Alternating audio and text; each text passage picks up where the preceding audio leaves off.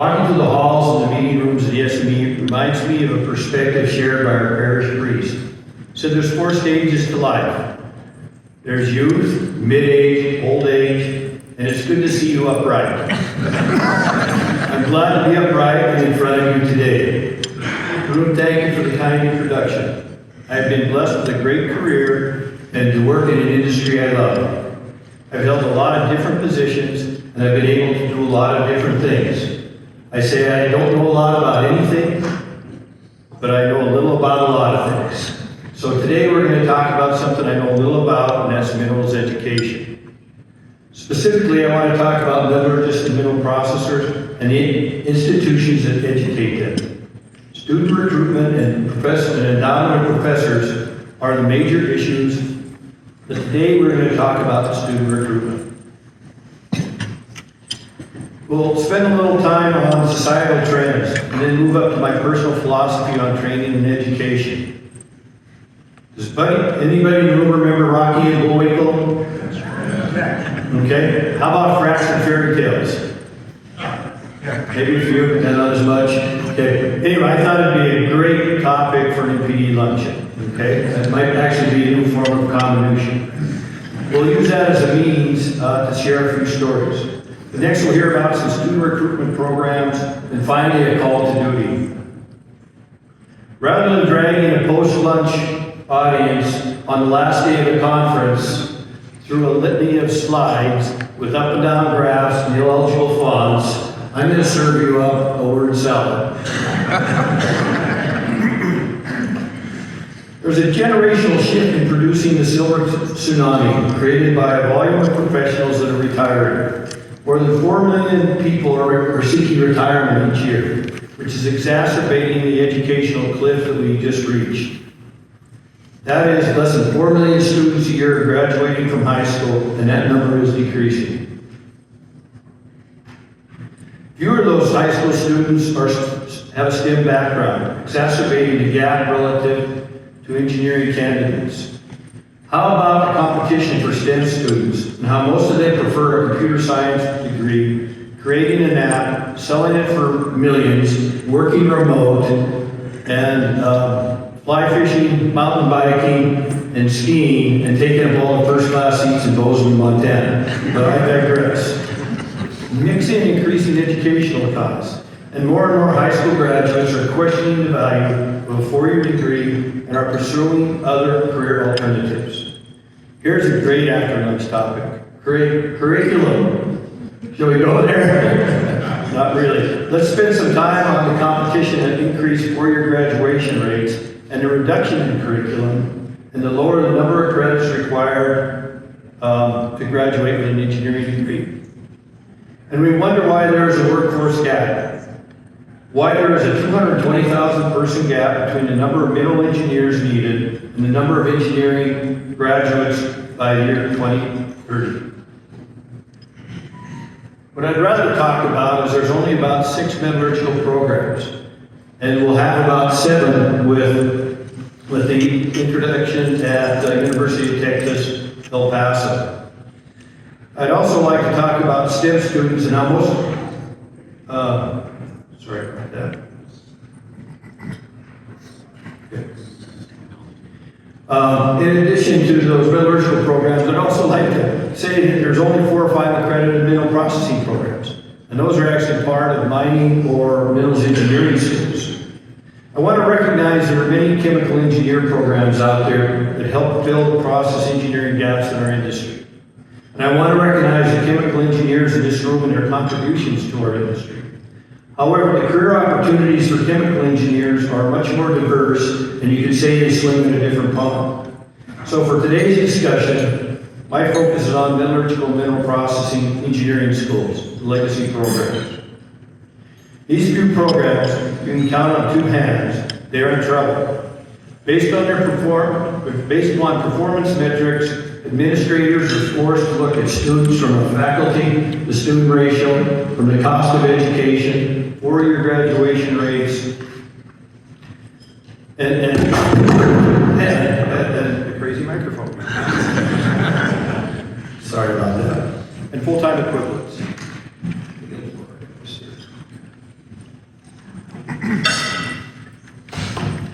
comes down, you guys hear me? Okay. Thank you, back. It comes down to butts and seats. Easier said than done, because every profession is recruiting from that same pool of high school students, and it's diminishing, as we discussed earlier. I would put money on the podium that all other professional societies are having the same conversations at their annual meeting. Whether it's airline pilots, dentists, CPAs, they're all sitting here saying, who is going to replace us in 5 to 10 years? Therefore, we need to change our tactics. We need to go deeper into the high school chain. We need to be more clever, and we need to take more risk in our approach to student recruitment. Which brings me to fractured fairy tale and my stories to validate my thinking. First story, Zig Ziglar and the Jackleggers. I joined Getchell in 1997. The project was developing Turquoise Ridge. The mine was struggling to make production, and the costs were very high. Ground conditions were difficult, and following a couple fatalities in 1997 and several fatalities in 1999, we had to question the whole underground mining aspect. The property was put on care and maintenance in 1999. I headed up the environmental and compliance department, cleaning up the site so it would be ready for restart. In 2002, I was transferred to Bald Mountain. Fast forward to 2023, the Turquoise Ridge mine team had developed a new method of mining that could be done safely. And I was transferred back to Turquoise Ridge to start the project back up.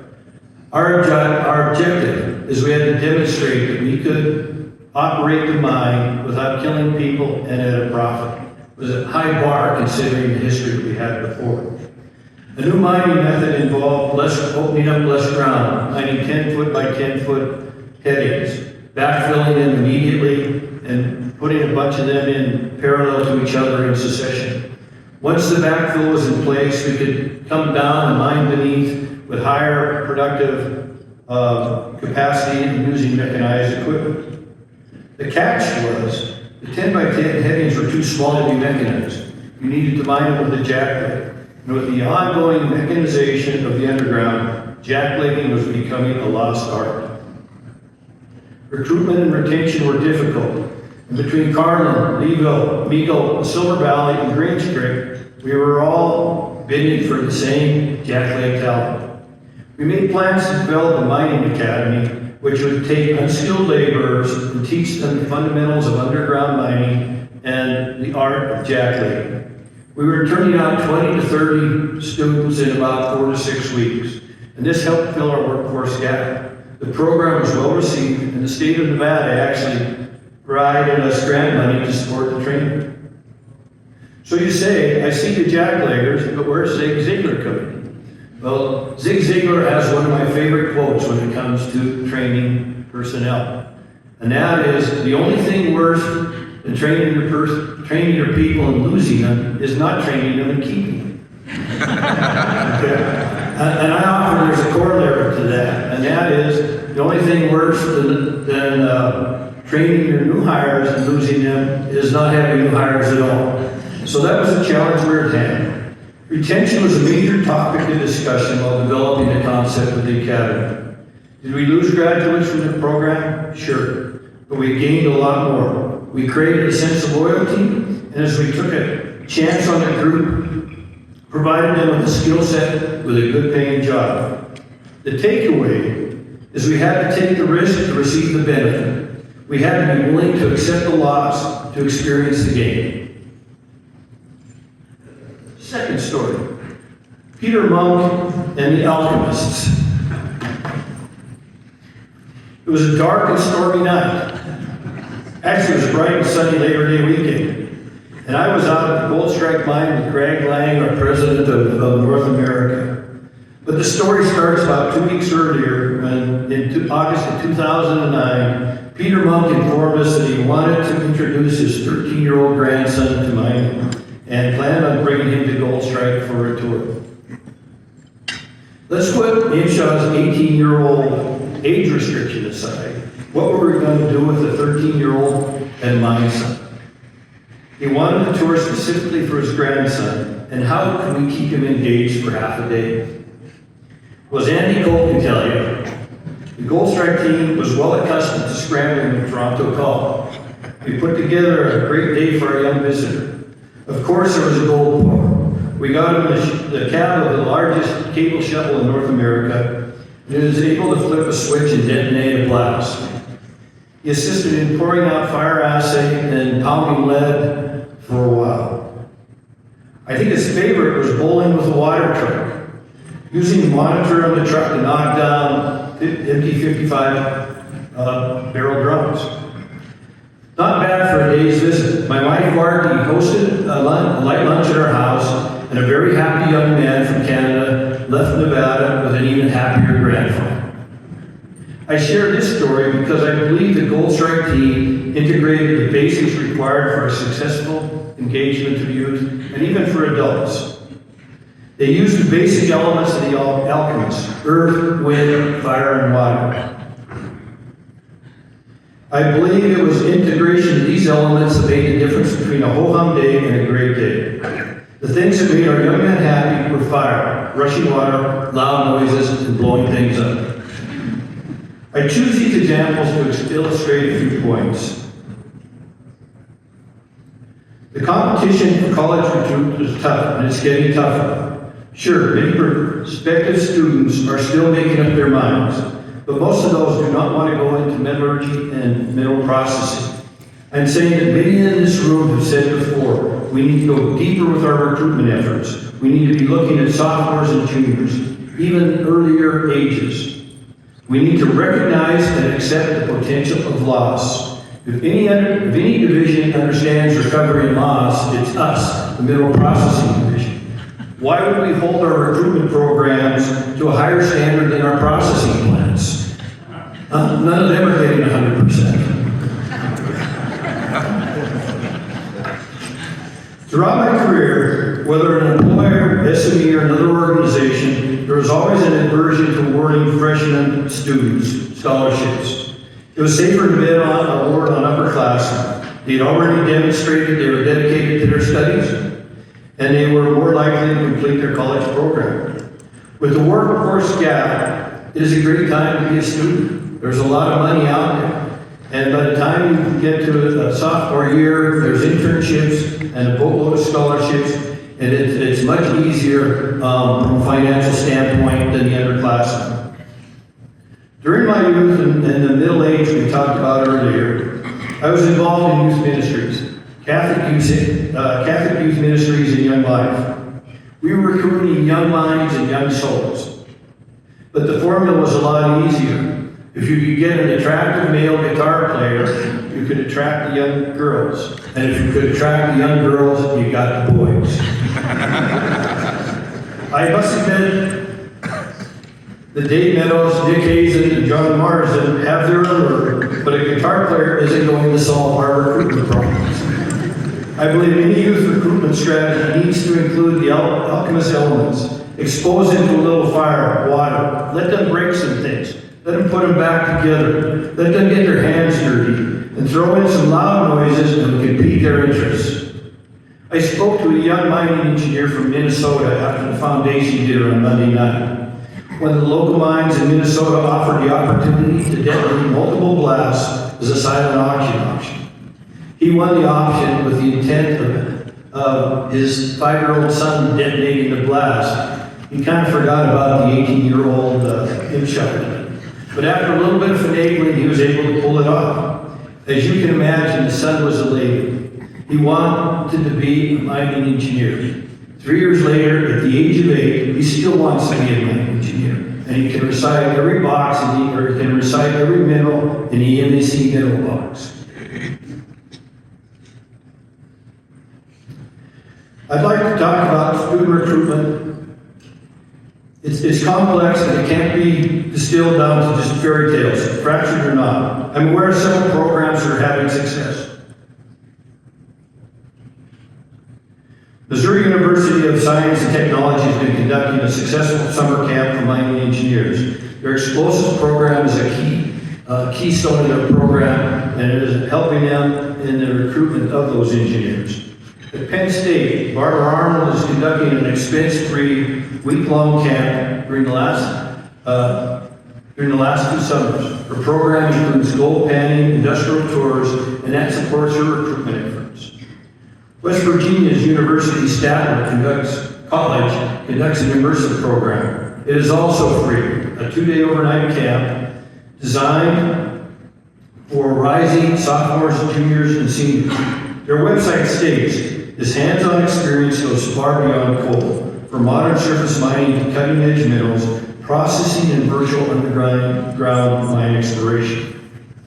Another program. For the last 3 years, Jerrit Downing's Metallurgical Materials Engineering Group at Montana Technical University has been conducting a week-long camp for rising juniors and seniors with great success.